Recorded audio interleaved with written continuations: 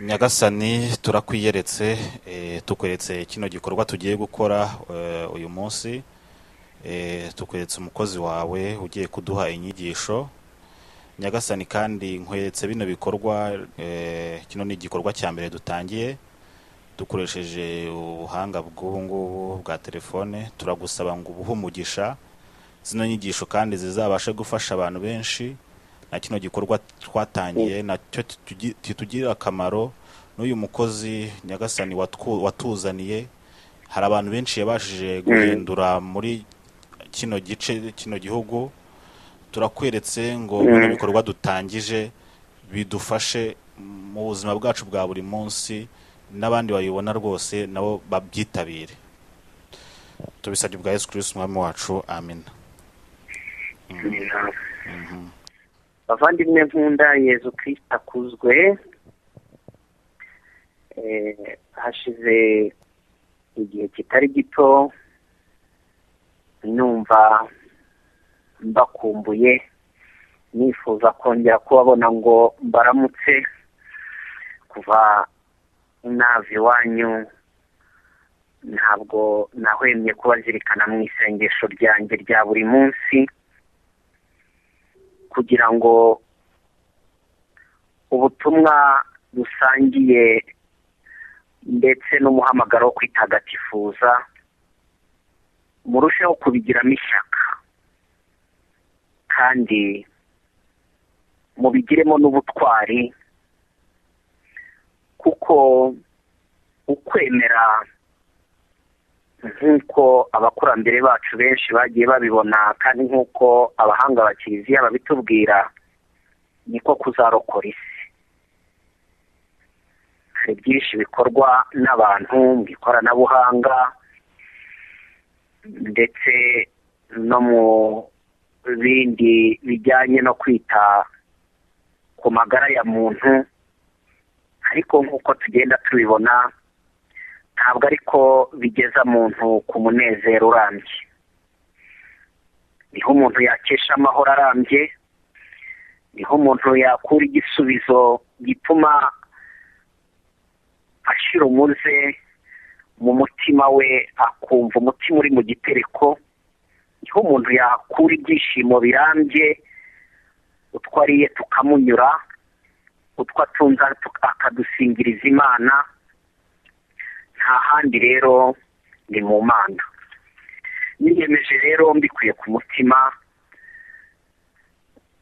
kubafasha gukomeza guherekeza ukwemera kwanyu, kugira ngo mbasangize icyo mfite, icyo namenyeshejwe, namwe dusangire icyo mufite, hanyuma twese dukomeze duhamye kwemera kwacu mu Mana. Ndashimira cyane uyu muvandimwe wanjye rero, hamwe n'abavandimwe bose bagerageje gukomeza guhura bagatangira ikoraniro, kugira ngo dukomeze, kuko ukwemera si urugendo rw'umunsi umwe, ni ubuzima bwacu bwose. Buri munsi umuntu akenera gukomeza guhishura Imana. Ntabwo Imana ari ihita gusa mu gihe runaka, ahubwo Imana igendana na muntu, ikagenda imwimenyesha buhoro buhoro. Nagira ngo mbabwire ko ikiganiro natekereje guheraho ni ikiganiro kijyanye no kumenya gusenga n'agaciro k'isengesho. Hanyuma ubutaha kazabaha ikiganiro noneho kizabinjiza mu buryo butandukanye bwo gusenga. Nzahera ku isengesho ryo gusingiza Imana, nyuma nzabigisha isengesho ryo gushengera, nyuma tuzaganire ku bijyanye n'isengesho umuntu ashobora gukora rinashingiye ku ijambo ry'Imana. Nzagenda mbabwira n'ibijyanye n'isengesho ryo kwigomwa, nk'uko Yesu abivuga, jeûner et prier. Nuko ariko uyu munsi reka nse n'ufungura mbasangiza isengesho n'iki, ni akahe gaciro karyo k'ubuzima bw'umukristo, ese umuntu akwitegura ate gusenga? Umuntu se yabikora ate? Yabikora ryari? ni ibihe bigerageza ahura nabyo? Ni gute yabyitwaramo? Ni izihe mbuto? ni gute yazisoroma akazisangira n'abandi? Murabizi neza mu ivanjiri ya Yohana umutwe wa 4 umurongo wa 23 kugeza ku 24 hari ikiganiro Yezu yagiranye n'umugore wari waje kwiriba ryo kuri Samariya, aje kuvoma. Yezu nawe arahicara amubwira ati mfite inyota, wampaye amazi yo kunywa? Nyamara umugore utaruzi iyo nyota Yezu afite iyo ariyo atangira kumureba ashingiye ku mibereho ye, ku mateka ye, ku byaranze ubuzima bwe. Atangira kumubwira ati ngewe nta n'amazi ndi buguhe, ndabona dufite byinshi bidutanya, nta n'ikivomesho ufite. Ni nko kumubwira ati wintera igihe. Nyamara Yezu aramubwira ati iyaba wari uzi ingabire y'Imana ukamenya no gusaba amazi, ni wowe wagombye kuyamusaba. Umugore ati se uyu muntu noneho arambwira ko ari njye ufite inyota kandi ari njye ufite ikivomesho? Nyamara nyuma y'ikiganiro bagiranye, Yezu yaje kumwereka ko ubuzima bwose uyu mugore afite, ibisubizo byose ashakisha byamurema agatima, byose nta na kimwe gishobora kumukemurira ibibazo afite, ahubwo kumenya gusenga muri roho no mu kuri. Yesu rero maze kumubwira ibijyanye n'ubuzima bwe, niho umugore yavuze tugomba kuba uri umuhanuzi. Ese waba urinze? Abahanuzi abakurambere bacu bavugaga ngo hazaza umuhanuzi ukomeye mu muryango wa Dawidi, azigisha abantu. Yezu niwe wamubwiye ati rero nijye uvugana nawe. Icya mbere nagira ngo mbanze mbatere inyota abavandimwe mwese mu ntega amatwi. Imana ikumbuye kuvugana nawe, irakuvugisha kenshi ntiwumve. Ni mu bimenyetso iguha, mu mutimanama, mu byakubayeho, cyangwa se no mu byo urimo ubaho. Imana yicaye iruhande rwawe, irakubwira iti iyaba wari uzi ingabire y'Imana, ibyo ukora byagombye kugira aho bikomoka, ukagira uwo ubikorera, bikagira aho byerekeza. Ni aho ngaho twese tubanza kumenya ko gusenga ntabwo tubikora uko tubishatse, ngo tubikora aho tubishakiye, ngo tubikora uko tubyumva. Tugomba kumenya ko gusenga ni Imana ibidusaba. Iyaba wari uzi ingabire y'Imana. Mwibuke igihe Yezu ari ku musaraba, amwe mu magambo yavugiye ku musaraba nuko yagarutsemo n'iri jambo avuga ati mfite inyota. Abasirikare bamuhereje divayi irura, ntabwo ari cyo inyota yavugaga yari iyo kunywa, kuko Imana ntikeneye kunywa itunzwe n'ibyo abantu tuyihaye. Ni Imana irihagije, ariko niyo nyota yawe nanjye. Imana iragusonzeye, Imana ireba ibikubaho ikagira inyota, ikavuga iti uyu muntu namukiza nte, uriya muntu namurokora nte, uriya muntu namuhoza nte, uriya muntu namugenderera nte, namukura mu mwijima nte, namukura mu gahinda nte, namukorera iki? Ngiyi nyota. Iyo nyota ituma rimwe na rimwe Yezu ajya no ku musaraba akakubwira ngo nubwo wambamba, nubwo ukora ibyaha byinshi, nubwo ukora ibyo wishakiye, nubwo uva uko ubyumva, ariko ndagutegereje. Ufitiye inyota. Yezu rero aravuga ati abwira uyu mugore ikintu gikomeye cyane. Aramubwira ngo ese niba wari uzi iyo ngabire y'Imana wagombye kumenya ko ugusaba amazi ari we ahubwo ari nawe ugomba kuyaguha. Ni ibintu bikomeye cyane cy'ukuntu abantu muri iyi si barimo bashaka ubuzima, barimo bishakira imibereho. Ugasanga hanze y'Imana twibagiwe ko ugomba kuduha niwe dushaka kugenera. Nicyo ngicyo nacyo abantu bakwiye kuzirikana. Imana yaguhaye igihe, mu gihe yaguhaye ukayiburiramo igihe.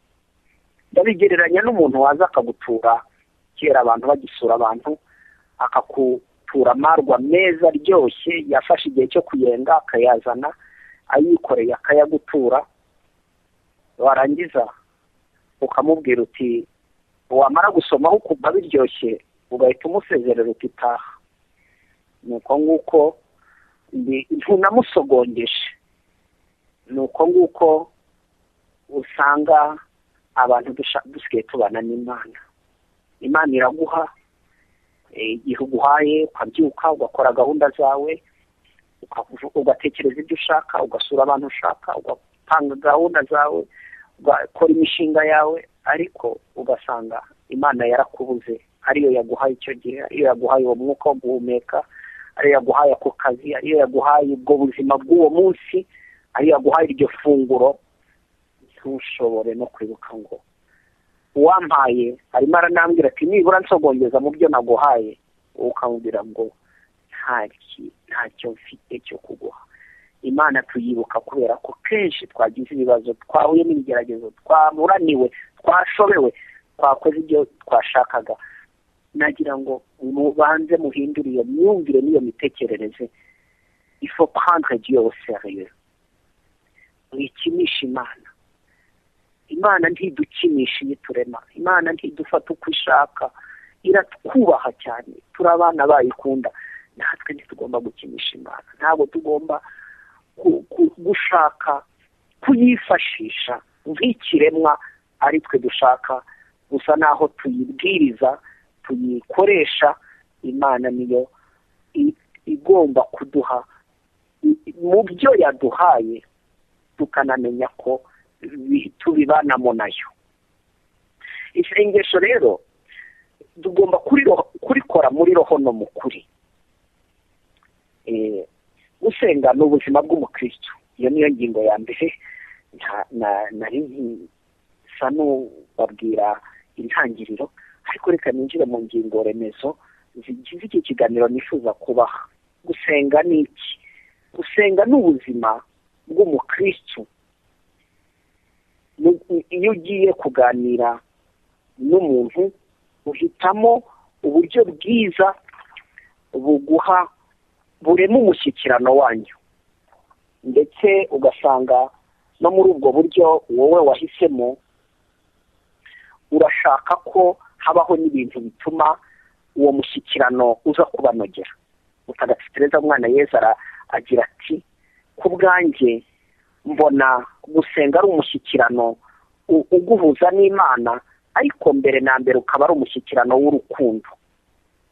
Iyo uganira n'umuntu uzi ko agukunda, iyo wicaranye n'umuntu ukunda, icyo gihe umutima wawe wose umurekurira ibyo ufite.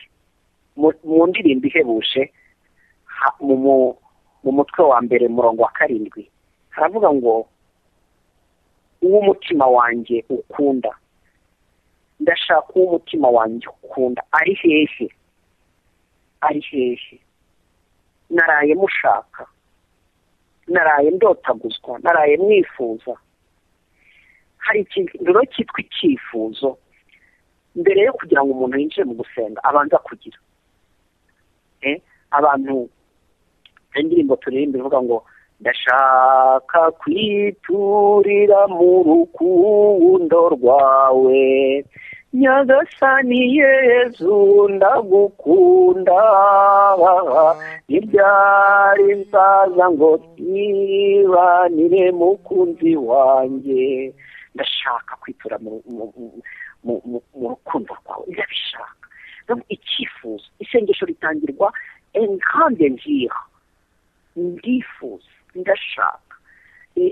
Kera tukiri abana hari igihe umuntu yifuzaga kugendera mu ndege, akifuza kugura imodoka, akifuza kurya neza, cyangwa se n'uyu munsi umuntu iyo icyo yifuza agishyiramo n'imbaraga, mwarabiboye. Icyo ngicyo ni ikintu buri muntu wese yagezeho mu buzima bwe, ugishyiramo n'imbaraga, ugahimba n'uburyo bwo kukigeraho. N'isengesho harimo abantu bashaka kugira ngo bajye gusenga, akakubwira ngo ndagenda byizane, ndashaka kubikora ariko nkabiburira igihe, cyangwa se byarananiye, cyangwa se ugahora ubihindagura, ntibishoboka. Isengesho mbere na mbere ugomba kwemera ko rigufata igihe, kugira uburyo butandukanye bunyuranye bwo gushakashaka Imana. Iyo musomye Zaburi nyinshi usanga Dawidi atwereka ukuntu Imana ni urukundo, ariko ikaba ikeneye natwe urukundo rwacu. Imana itwereka ko idushakashaka. Iyo mwumvise nk'ivanjiri ya Yohani umutwe wa 10, Yesu akavuga ati ndi umushumba mwiza, nshakashaka inama yanjye kugeza igihe nyiboneye. Iyo mwibutse cya giceri cyatakaye, umuntu agakubura inzu yose kugeza igihe akiboneye. Iyo mwibutse ukuntu Imana, umuntu amaze gucumura, Imana yamwirukanseho, muntu uri hehe. Iyo murebye ukuntu mu bihe bitandukanye abantu bahura nabyo cyangwa se banyuramo, Imana irategereza. Niyo wagiye kure, umwana w'ikirara, umugani w'umwana w'ikirara, ivanjiri ya Luka umutwe wa 15, musanga wa mubyeyi wicara ku ntebe agategereza, umwana wanjye azaza ryari. Nuko nguko Imana iragutegereje, ntishobora gutuza. Mutagatifu Agustina arabivuga ngo Imana ihora ishakashaka ko umuntu ahinduka, kandi umutima wayo ntushobora gutuza igihe itarabona muntu ayigeze iruhande, umutima w'Imana. Donc mubanze mwumve nanone muri aka kanya, uwo mutima w'Imana utera ni nk'umutima w'umubyeyi ushakashaka, umwana wanjye ari hehe, ndamutegereje. Dieu veut nous combler, Dieu veut nous satisfaire. Imana ishaka kwinjira mu byifuzo byawe, mu mishinga yawe, mu buzima bwawe. Igihe cyose ubona ko utabiyiha, utabibanaho nayo, Imana iguma ifite iyo nyota yawe. Donc hanyuma rero mu buryo butandukanye bwo gusenga, usanga akenshi nanone twibwira ko gusenga ari ibintu bigira imyifatire imwe. Muzarebe Yezu igihe batubwira ngo arara ijoro ryose asenga, igihe batubwira ngo afata umugati arashimira arawumanyura, igihe se batwereka ngo atubura imigati, afata amaso ayerekeza hejuru. Mwumva icyo bita les attitudes de la prière. Mu isengesho nayo umuntu agira imyifatire. Hari igihe umuntu apfukama akicara, hari uburyo ugomba guhumeka, hari pozisiyo ugomba kugira, hari uburyo ukoma amashyi, hari uburyo uzamura amaboko, hari uburyo rimwe na rimwe ufunga amaso kugira ngo Imana yumve mu mutima wawe, hari uburyo ukanura ukareba ibyo yaremye, hari uburyo ugomba kumwenyura ugaseka, hari uburyo ugomba rimwe na rimwe gusa uburyo wasabanye n'abandi ukavuga uti Nyagasani, ndabona biyereka Imana, ndabona bimbwira Imana, ndabona bimpuje n'Imana. Donc ushobora kugira ubwo buryo nanone butandukanye bw'umuntu bwo gusenga. Hari igihe rero abantu nabwo baheranwa n'uburyo akubwira ati njyewe ndasenga ngasinzira, ariko reba uburyo usenga. Donc niba wicara se kuki utahaguruka, niba se upfukama ukananirwa, kuki rimwe na rimwe utanyuzamo ngo wicare, kuki utajya ukoma amashyi. Donc hari uburyo butandukanye. Ntabwo ariko buri munsi tugomba gukoresha uburyo bumwe. Buri muntu agomba kwadapta uburyo butandukanye buri butuma umutima we winjira mu mushyikirano. Ni kimwe n'iyo uri kumwe n'umuntu ukunda, hari igihe mwicara ariko ukagera ukavuga uti reka tuvugane, tugenda dutembere, hari igihe uko kuntu mutembereye byongera bikavuga ukavuga uti noneho ndashaka kubizirikanaho aka kanya ndyamye nkazirikana ijambo yambwiye. ubwo buryo bwose bugenda budufasha kwinjira les attitudes de la prière. ariko ninjira noneho mu kintu kijyanye noneho nuko isengesho ntabwo ryizana, umuntu ararirema. iyo ugiye kubwira umuntu ko umukunda ubitekerezaho, ndabivuga mu buhe buryo, ndabyerekana n'isengesho riraremwa burya riva muri uwo mutima wuzuye, akuzuye umutima kagasesekara ku munwa. ariko uwo mutima ugomba nawe gushakisha amagambo meza.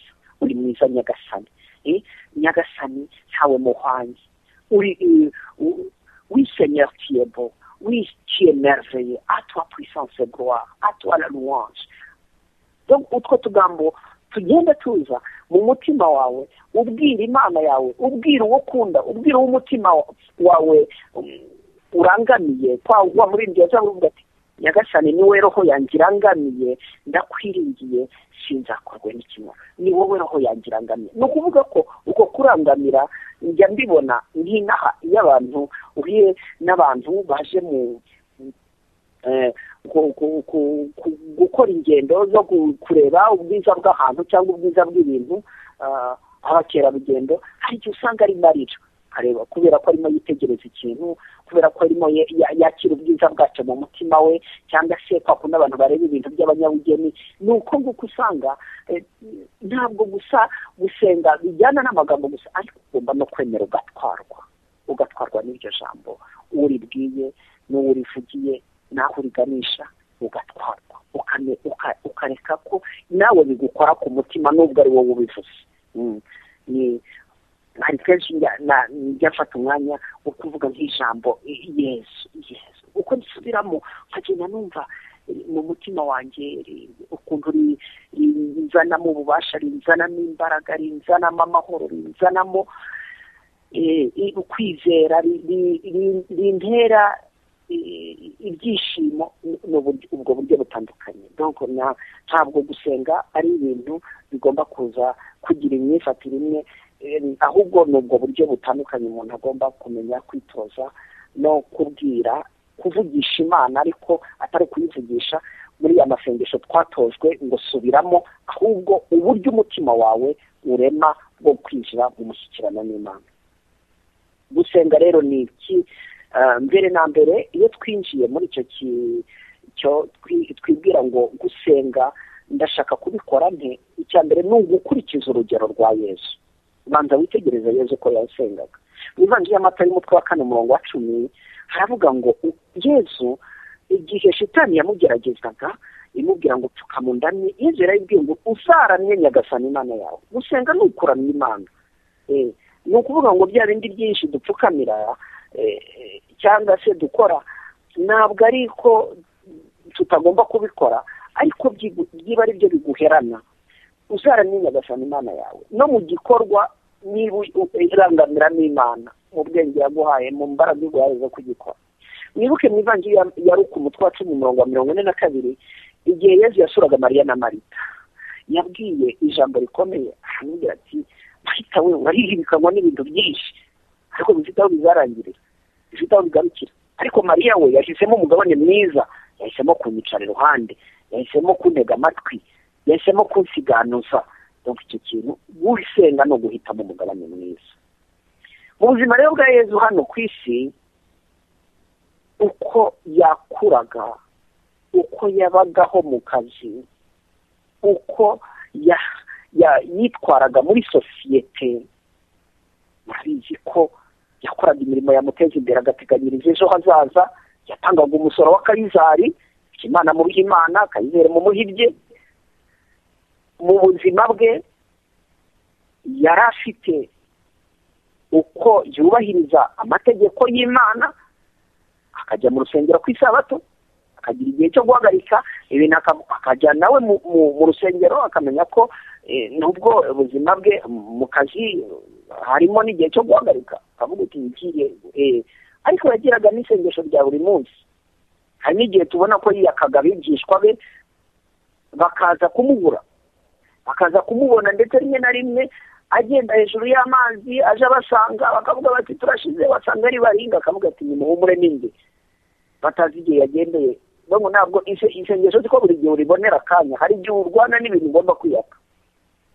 Yezu yarishimaga, akagira ibihe byo kwishima, agasabana n'inshuti. Murabizi ko yaragendaga agasura inshuti, agasura ba Lazaro, akanahimbarwa, akagenda agasura abapubulikani agasangira nabo. Yagiye kwa Simoni umubembe yakirwayo.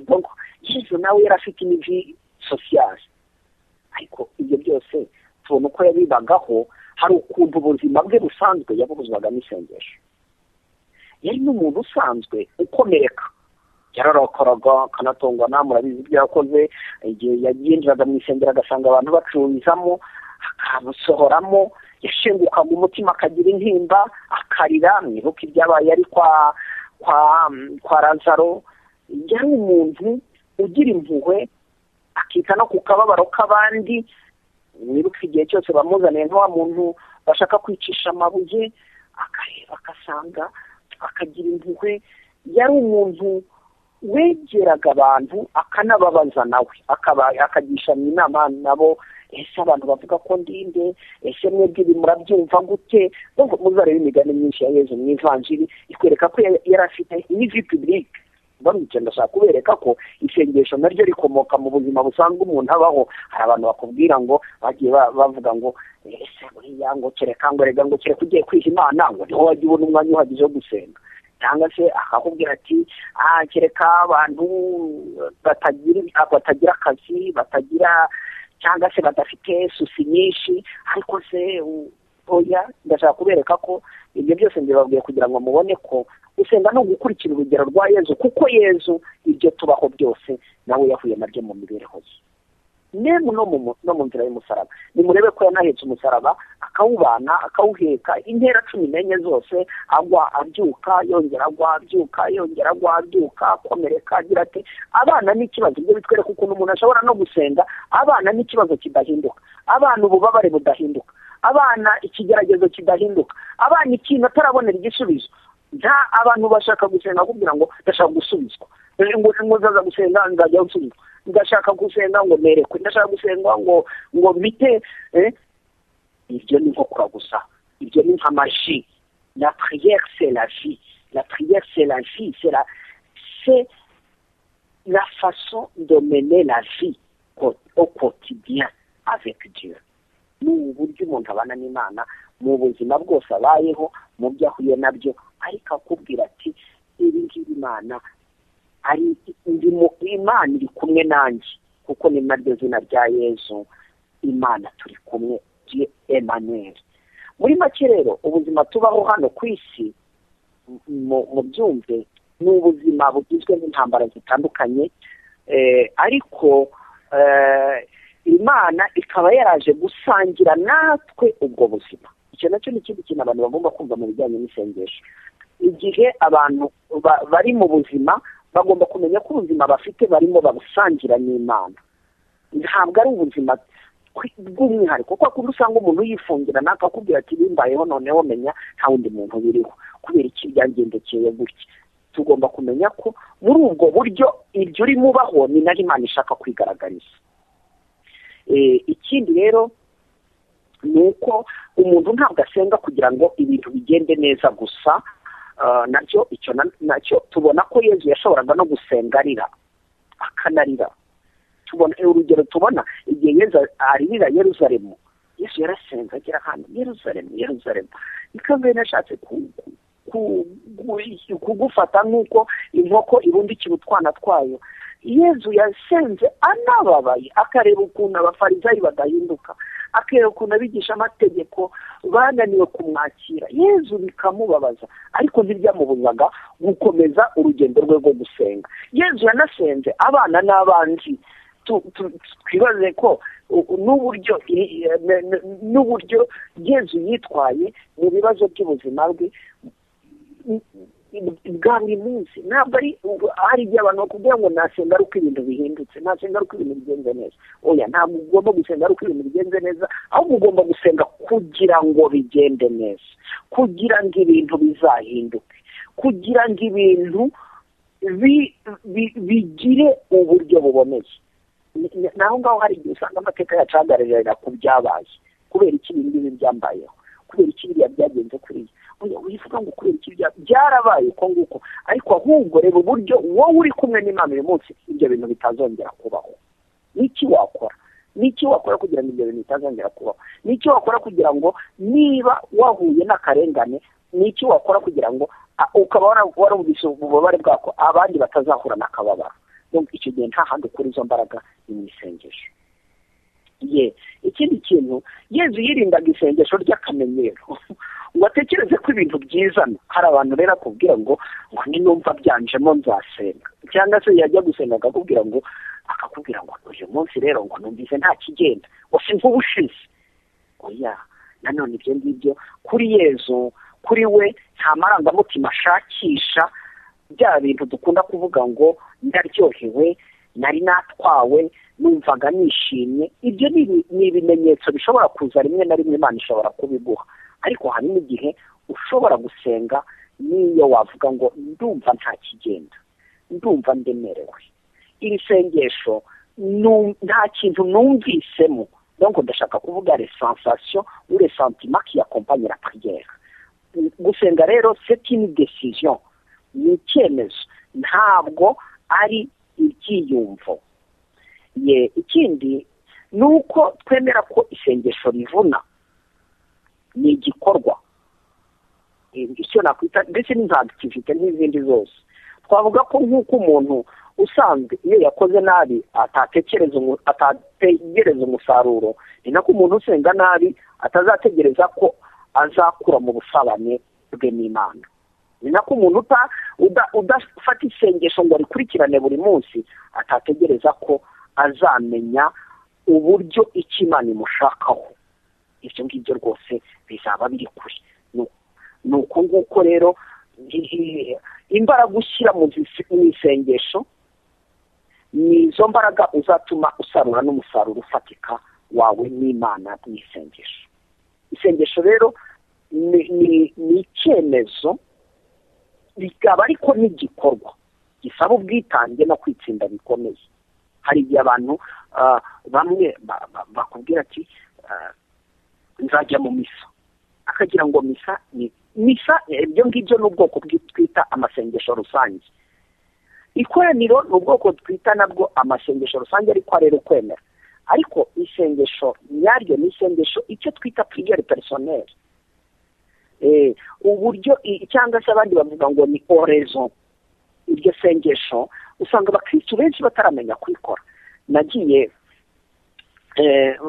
mpura n'abantu mu makoraniro aho dusengera, ugasanga umuntu araje uwo munsi arashaka ko isengesho rigenda neza, musenge byari byiza, akakubwira ati byari byiza. Akwamubwira utese nyuma y'ikoraniro ni gute ukomeza ukabana n'Imana?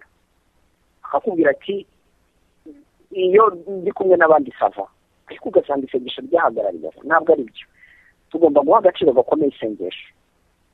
N'ivanjiri ari ku mutwe wa 3:21, Yezu yabatijwe asenga. Igihe yubura amaso yerekeza hejuru. Urumva ko n'igihe uri mu misa, n'igihe uri mu ikoraniro, ntabwo utekereza ko isengesho riri bugende, ugomba kuba nawe usenga. Ari mu gikorwa cy'abatisimu, uri mu gikorwa cy'amasakramentu runaka, uri mu ikoraniro, ariko ugomba kuba udategereje ko abandi bari bugusengere, bya bindi abantu bakubwira ngo naje ngo musengere. Ayo nta magambo abantu benshi bagiye bakunda kumbwira, ariko ugasanga wowe se muri uko gusengera nawe urimo urasenga. Ibyo rero nibyo bituma rya sengesho niyo undi muntu yagufasha, niyo abandi mwaba muri kumwe, ariko iryo sengesho rikagira injyana, kubera ko nawe urimo urarigeza mu ndiba y'umutima wawe. Ikindi tubona ni ivanjiri ari ku mutwe wa 6:12. Yezu igihe yiteguraga igikorwa yafataga umwanya wo kubanza kugisabira. Urugero aho ngaho tubona ni igihe Yezu yaragiye gutora intumwa ze. Ivanjiri tubwira mutagatifu Luka tubwira ko Yezu yaraye ijoro asenga, yaraye ijoro. bavandimwe ni kangahe dushaka gutangira imishinga, ni kangahe twiroha mu bintu bitandukanye dushaka gukora tutafashe umwanya uhagije wo kubisengera. Ni uko nguko ugeraho ugasanga umuntu bya byishimo yari gukura mu kintu mu mvune yacyo ntabyo agezeho, akazi ukagahindura buri munsi, inshuti ukazihindura buri munsi, amadini ukayahindura buri munsi. Kubera iki? Ntabwo mbere yo kugira ngo winjire no mu ikoraniro ugiye no gusenga no mu kiliziya, iyo mbere yo kugira ngo njye mu misa kenshi mbanza gusabira umupadiri, usanga ndi buze gusanga ntazi uri buze gusoma iyo misa, ngasabira abakristo turi bahahuriye, ngasabira aho ndi bwicare, ngasabira korali iri buririmbe, ngasengera inyigisho turi buhabwe n'ijambo ry'Imana kugira ngo rize kunkora ku mutima. Urumva ntabwo isengesho riza gusa umuntu aryinjiramo akubwira ngo ni ikintu ngiye gukora kirangire, na mbere yo kugira ngo urijyemo banza urisabire. Ni kenshi tutigeze dusabira bihagije abayobora amakoraniro yacu, ni kenshi tutigeze dusabira bihagije abavugabutumwa. Umuntu agategereza ngo nzajya kumwumva ngo nabonye ari umuntu ufite impano. Ibyo ni ibintu rwose abantu bagarukaho by'amarangamutima. Njyewe ntanashyigikira cyane kuko ndavuga ngo oya, turasangiye twese ubukristo. Numva ko mfite inshingano yo kwita kuri iyo nyota ya Yezu namenye kugira ngo ikize roho yawe, ariko nawe ufite inshingano yo kwita kuri Yezu kugira ngo nawe umfashe kugira ngo n'ijambo wakira cyangwa se n'ijambo mvuga rishobore gutaha mu mutima wawe.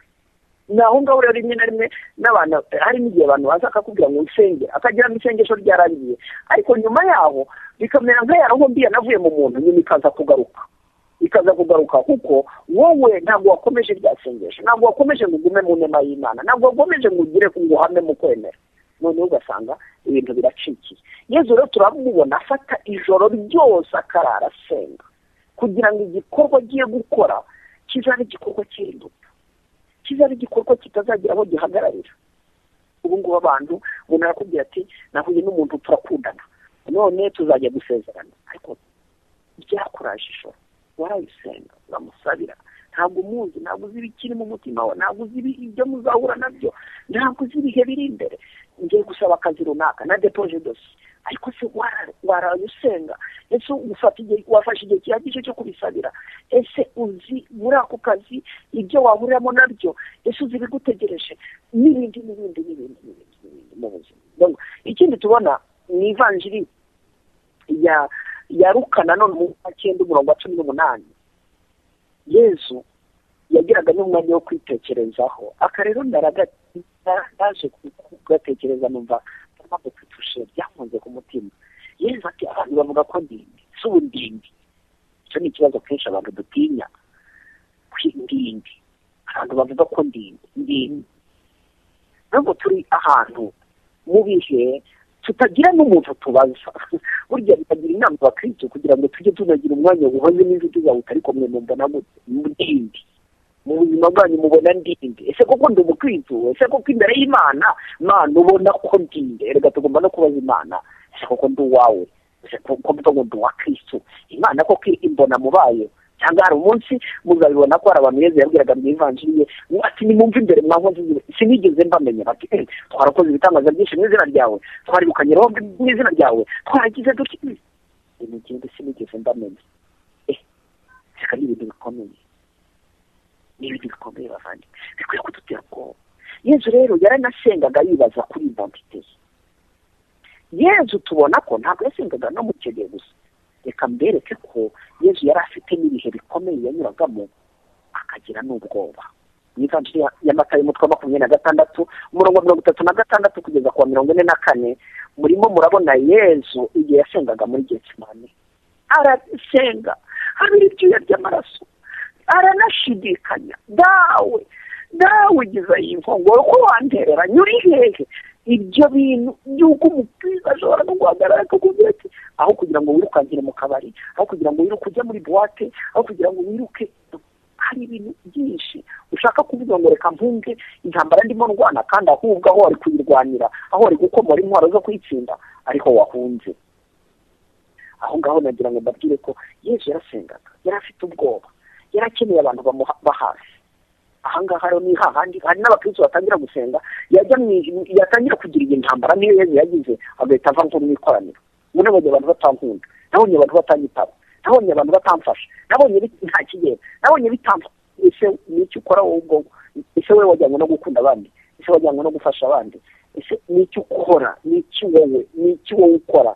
Yesu abonye abigishwa be bari banasinziriye, nagira ngo tujye tutita cyane ku gushaka gushingira kwemera kwacu ku bandi. Icyo Yesu yakoze ni iki?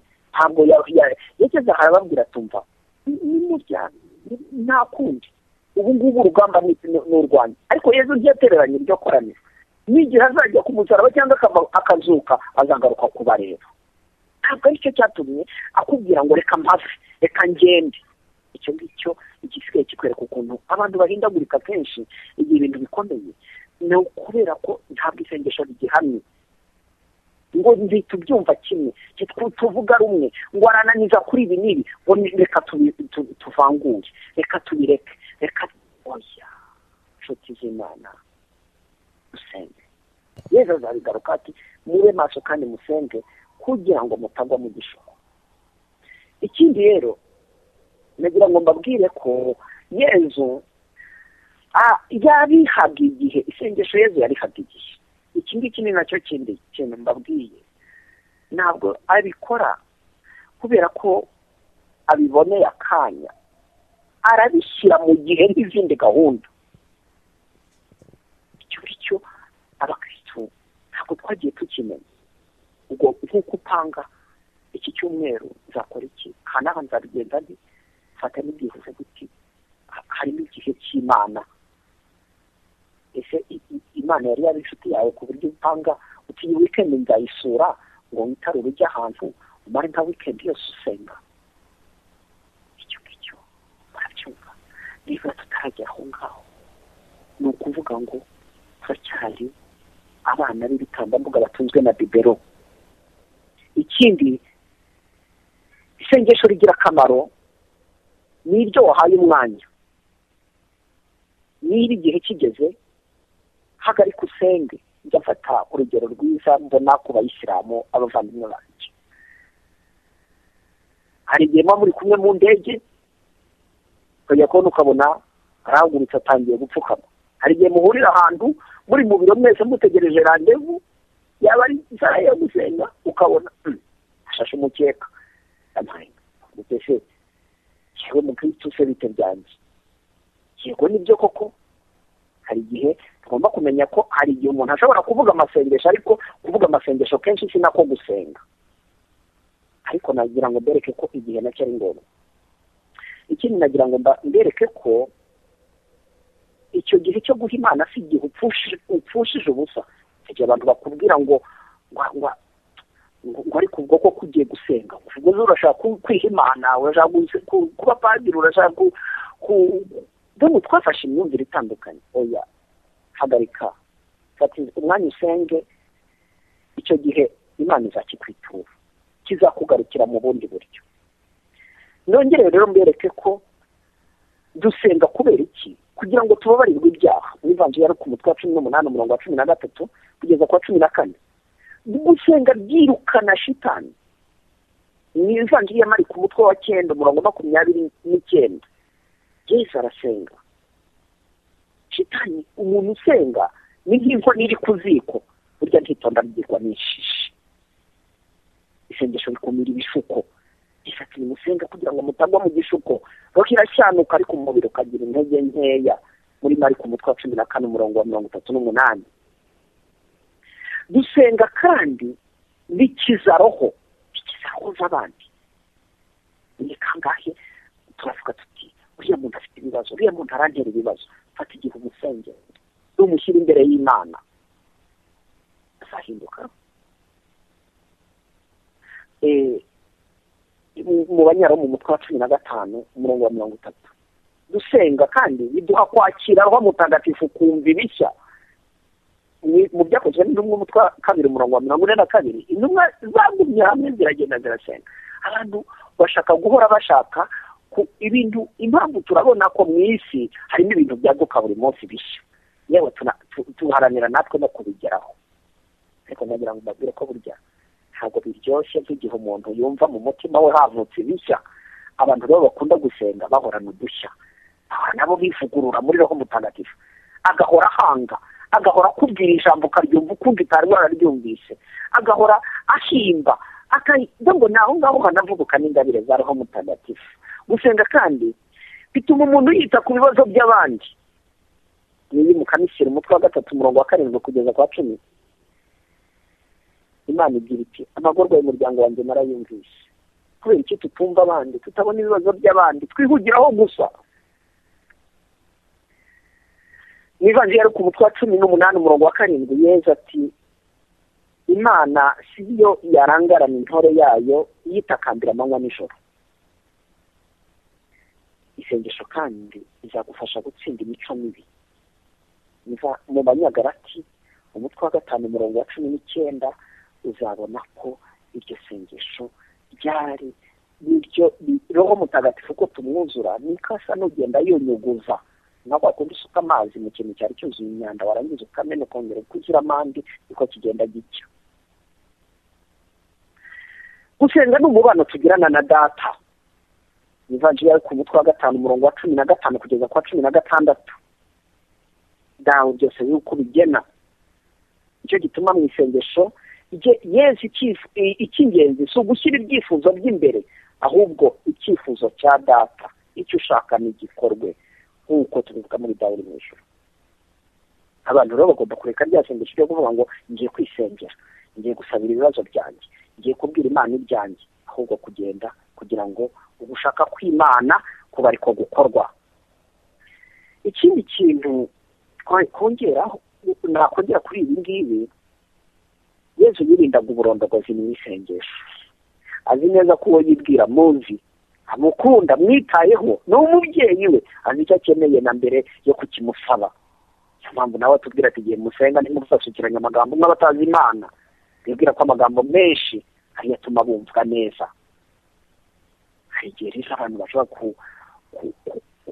gusenga, c'est l'attitude du cœur, c'est la façon dont on ouvre nos cœurs à Dieu. Ntabwo ari uburyo bw'amagambo ururimi burya ruvuga menshi, ariko rimwe na rimwe ugasanga abanyarwanda nibo babivuze neza ngo ntacyo rupfana n'umuntu, basanga siko ibyo twavuze aribyo byari bituri ku mutima, ariko isengesho rikomoka imbere. Niyo mpamvu Imana iratugira inama ngo niba ushaka gusenga ni isengesho rikomoke mu mutima wawe. Ibyo niyo ni imyitozo abantu bagenda bakora buhoro buhoro. Nababwiye rero ko Yesu yakundaga n'isengesho ry'umuhate. Niba umubyeyi nta mwana umubyeyi atamusabisha ngo amuhereze inzoka, namusaba umugati amuhe ibuye, nako natwe nidukomeza tugahatiriza dusenga icyo dusaba Imana yakiduha. Urugero tubona wa mupfakazi wahoraga asenga abwira Imana avuga ati abwira umucamanza ati nkiranura n'umuburanyi wanjye. Yesu avuga ngo natanabyutswa nuko yamukemura ikibazo cye kubera ko ari ngombwa, asabyutswa nuko yamuhesheje amahoro. Abagira rero isengesho rihozaho buryo uzasanga kenshi bagera ku ndunduro y'icyiza bayikomoraho. Yesu yarwanyaga nanone isengesho rishingiye ku buryarya, bya rindi rigaragara mu maso y'abantu ariko ugasanga nta bikorwa biriherekeza. Isengesho rigomba guherekezwa no guhinduka nyako, naho ngaho ubundi isengesho nyakuri rihindura umuntu. Iyo abantu badahinduka basenga, ni ukuvuga ngo akenshi iryo sengesho ryabo riba rifite uburyo rigarukira ku marangamutima. Yesu kandi yakundaga isengesho rituma umuntu yibona, rikaza kukumurikira. Niyo mpamvu umuntu yasenga yageraga ahantu akavuga ati ariko kubera gusenga uyu munsi numvise ko ngomba kuzajya ndeka kunegurana n'urugero. Kubera gusenga namenye ko ndikunda, buri gihe nshaka kwibanza, sinzi gufata umwanya wa nyuma. Kubera gusenga nabonye ko hari ishyirantwara cyane, hari ibintu ntaramenya kwigomwa n'urugero iryo sengesho rero ni ngombwa. Ikindi Yezu akunda muri iri sengesho ni uko isengesho ntabwo rigomba kuba ari isengesho wumva ko ari ibyawe. Isengesho ubundi ni roho usenga mu mitima yacu akavuga ngo aba data. Isengesho rero naho ngaho tubona ko kuri we isengesho turarihabwa. Naho ngaho abantu bagomba no kumenya kwifungura ngo reka Imana imvi icyo mvuga, kandi ukenemera no kuvuga ikikujemo. Icyo gihe abantu wenda bakakirera shaka ko n'umwana atangira yiga kudegeya, ariko nyuma bikazashyira bikabyara ijambo. Okay, ndagaruka hehe rero kangere ko gusenga ari umushyikirano nanone kwemera hahandi tuvuga isengesho ry'ukwemera tuvuga ngo Mana yanjye ndemera yuko uri hano ndeba, ndabyemera nubwo ntabibona. Isengesho rero ni uwo mushyikirano wo kwemera igihe cyose urimo usenga uremera ko Imana ikureba. Ikindi nanone ubwigenge nyakuri muri buri muntu nibwo kimenyetso kigaragaza ishusho y'Imana. Iyo umuntu asenga agomba gushyiramo n'ubwigenge bwe, ukabikora ku bwigenge bwawe. Hari abantu bakubwira ngo udasenga uzarimbuka, udasenga uzajya mu muriro, udasenga uzabona ibyago, udasenga uragatoye. N'igihe mu mico y'abantu batandukanye nahuye n'abantu bagiye bakomereka, ahubwo ati amasengesho ubu narayipakuruye, amasengesho y'iwacu bankubita ishapure, bankubitira kujya mu misa, ayo navuze arahagije. Cyangwa se iyo ukubitanye n'abantu rimwe na rimwe babaye mu bigo by'abihaye Imana akakubwira ati amasengesho y'aha n'aha bankubita zimpatira. Oya, isengesho mu bwigenge bwawe, niba ubyiyemeje nibive ku bwende, ariko rimwe na rimwe n'iyo umuntu abiguhatiye ni uko abagira ngo ubwo bwigenge uzabugereho, ntabwo aba akubwira ngo ubikore kubera we. Ni nka ya ndirimbo tuvuga ngo ndagushakashaka amanywa n'ijoro nzaruhuka nkubonye. Iyo urimo ushakashaka ikintu kiraguharanya. Nuko gusenga kandi iyo usanga dusenga koko bigomba kuba bisubiza n'umuhamagaro wacu. Hari rero Yezu aravuga ngo iyo tutari kumwe ntacyo mwakwimarira, muri Yohana 15:5. Ntacyo muzimarira tutari kumwe. Hari rero uburyo butandukanye bw'amasengesho. Nababwiye ko tuzavugana ku buryo bw'isengesho ryo gusaba, isengesho ryo gusabira abandi, isengesho ryo gushimira, isengesho ryo gusingiza, isengesho ryo gushengerera, isengesho rya misa, ishapure, isingizo ry'abatagatifu n'andi masengesho yanditse. Ni uburyo butandukanye bwo gusenga abakristo bashobora gukoresha. Nabyo niyo mpamvu umuntu atagomba kugira uburyo bumwe, nk'uko ntawahorera imbyino imwe, cyangwa nta muntu n'abambara umwenda umwe wa wundi uvuga uti ni umwenda nk'abihaye Imana, umwenda w'umuryango, ariko ntabwo bari umwe mu by'ukuri. Abagira ukuntu ayihinduranya wenda ikabisa, ariko akagira wakubwira ati uwo ni umunsi mukuru. Ntabwo rero n'isengesho naryo ni kimwe. Reka rero wenda ngaruke gatoya ku myifatire muri rusange.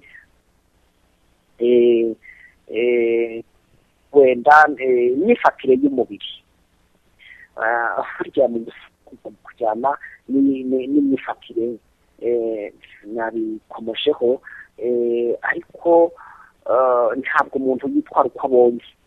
Ugomba kuba utananiwe cyangwa se waba unaniwe ukareba uburyo buri bugufashe kugira ngo isengesho ryawe rizemo umushyikirano. Ugomba kugira